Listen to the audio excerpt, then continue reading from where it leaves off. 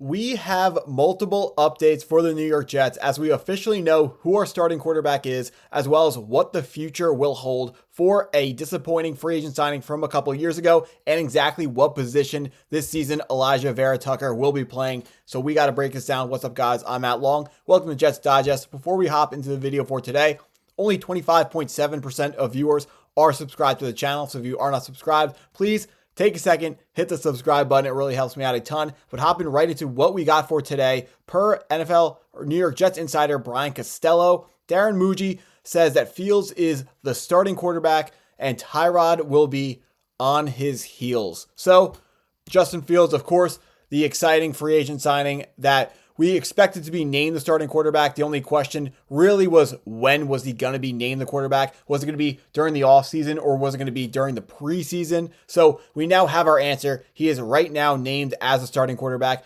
This is not surprising, as we knew Justin Fields was looking to sign with a team who was going to have faith in him to be their starting quarterback. He didn't want to be passed around the way he's been passed around early in his career. He didn't want people to be asking, is it going to be Justin Fields or someone else? He wanted to be somewhere where he knew he was going to be the starting quarterback. Another hint that we had that Justin Fields was going to be the starting quarterback was the amount of guaranteed money in his contract. Justin Fields, as soon as he signed that contract, people looking pretty close would say, you know what, that's starting quarterback money. Justin Fields, the plan is for him to be the starter, and he's going to be the starter now officially for the New York Jets and Darren Mougey and Aaron Glenn. Now, also a part of that tweet was talking about how Tyrod will be on his heels. Now, I expect this is just GM talk for pretty much letting everyone know that, Justin Fields he can't play poorly, or they are willing to start someone else over him. Now, I would definitely expect Justin Fields to be able to beat out Tyrod Taylor in training camp if it was an open competition, which it looks like it's not. So now we know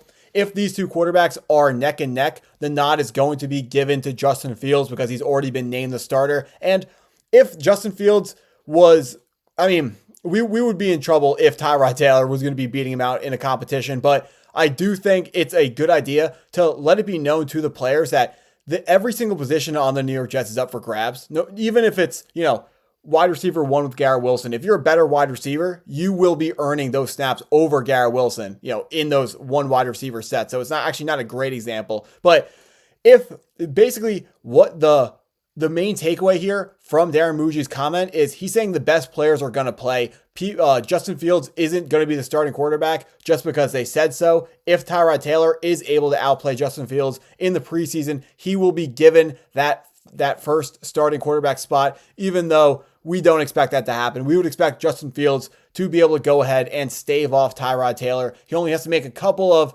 athletic plays in the preseason to give the New York Jets confidence in starting him long-term for the season, because maybe he just has to show a little bit that makes the Jets feel like they want to go with him long-term. And that's why the fact that he's young makes it so there is an option for them to go with him long-term should he play very well. So hopping into the second part of our update here, also coming from Jets insider Brian Costello, Mougey says the hope is that Allen Lazard stays on the roster, says that they are working on a restructure of his contract. So Allen Lazard was signed the same year that Aaron Rodgers and Nathaniel Hackett came over to the New York Jets. He was signed a little bit before Aaron Rodgers was traded for. He was expected to be the New York Jets' ex-wide receiver, a guy who could make plays down the field, but also block for running backs in the running game.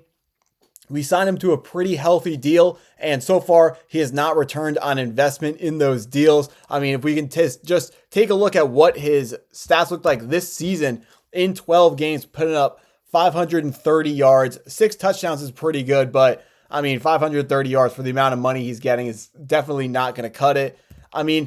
This comment I don't really understand as much. Now, I understand the New York Jets wide receiver core is barren, and I don't know where our new guy here from the Denver Broncos is going to be fitting in, but he is not more than a low-end wide receiver 3, mid wide receiver 4 type guy. So right now we need more when it comes to wide receivers, or we're not going to be able to officially, without a doubt, know what Justin Fields can be going forwards. If we want to, I don't want to say give him a fair chance, but I want to know for sure whether he can be a long-term starting quarterback or not. And the way you can figure that out for sure is making sure that he has everything that he needs around him. And right now, Garrett Wilson and Allen Lazard as your wide receivers 1 and 2 is not going to be enough. Right now, as many Jets fans know by looking at mock drafts, they don't have a tight end either to assist in the passing game. So Justin Fields is going to need more help.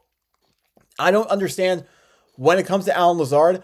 I don't know why we're trying to force what we now know with the beauty of hindsight. We now know that Allen Lazard was a bad signing. Joe Douglas should not have paid him the amount of money that he was paid because he didn't back it up with statistics. He got a bunch of holding penalties and just bad penalties that hurt the New York Jets on offense.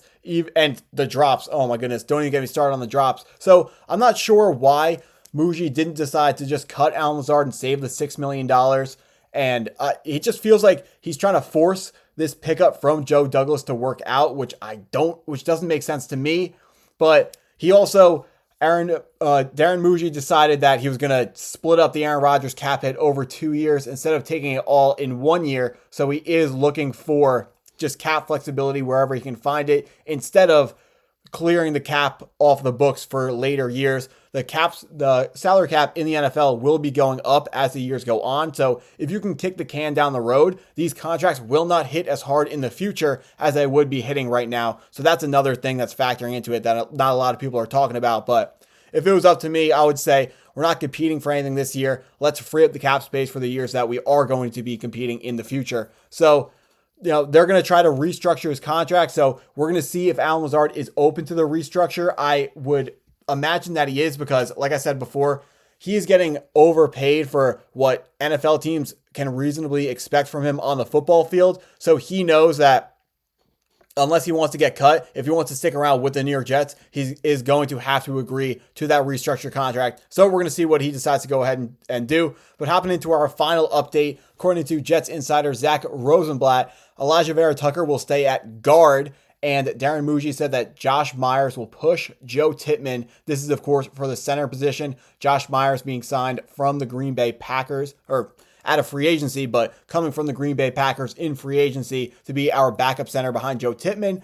But it's starting to look like maybe Joe Tippmann is going to be pushed for that starting role. But let's talk about AVT here, our right guard currently. The New York Jets fans also looking at mock drafts. We know that we have a gaping hole at right tackle. A lot of Jets fans want to see Armand Membo or a different tackle be selected with the 7th overall pick to fill that goal and to fill that hole and to fill out the best possible offensive line that we can possibly fill out. If it was up to me, I would say offensive line round 1 and then go tight end round 2 because I think the tight end draft class is deeper and the guys in round 2 are going to be better than the offensive tackles that will be up there in round 2. And if you're asking me, I'd say I'm not going to play any games with our offensive line. I'm not going to go get the budget option. I'm going to say, go get me the best possible offensive lineman that we can possibly find. And tight end, I'm not even going to say we'll find the budget option because if you look at these tight ends, a lot of really good tight ends have came from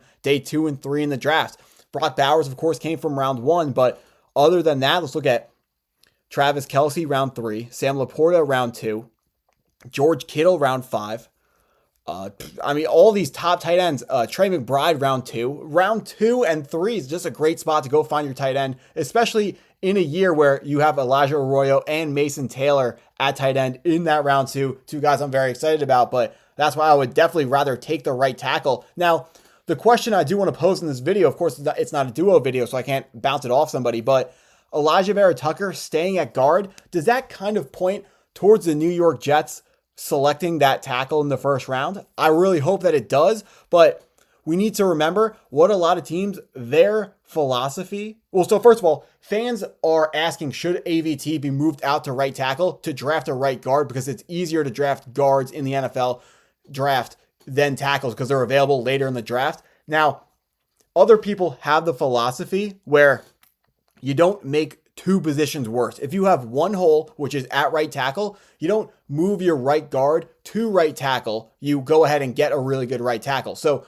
the thing would be, if you move AVT, we get worse at right guard because AVT is gone. And now AVT is playing out of position. So we get worse at right tackle too because Armand Membo would be better at right tackle than AVT is, because Armand Membo actually plays tackle. So we watched in the Super Bowl, the Kansas City Chiefs, they had a big hole at left tackle. And what they decided to do was they moved their best offensive lineman, their right guard, out to left tackle. And the offensive line didn't work in the Super Bowl because they got way worse at right guard and they were still bad at left tackle. So the idea is don't have two bad offensive line positions. We can scheme around to having no right tackle if the rest of the four offensive linemen are good. That's the way I would do it. I would just say, don't make two positions worse.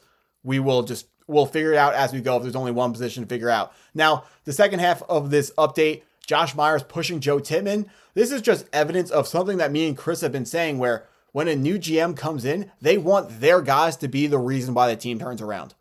So is Joe Tippmann, I think Joe Tippmann is better than Josh Myers. Like, please leave a comment down below if you think Josh Myers is better than Joe Tippmann. Yes, Josh Myers has that connection with Justin Fields. He was his starting center at Ohio State where the pair played together. And of course, that center quarterback exchange is highly important.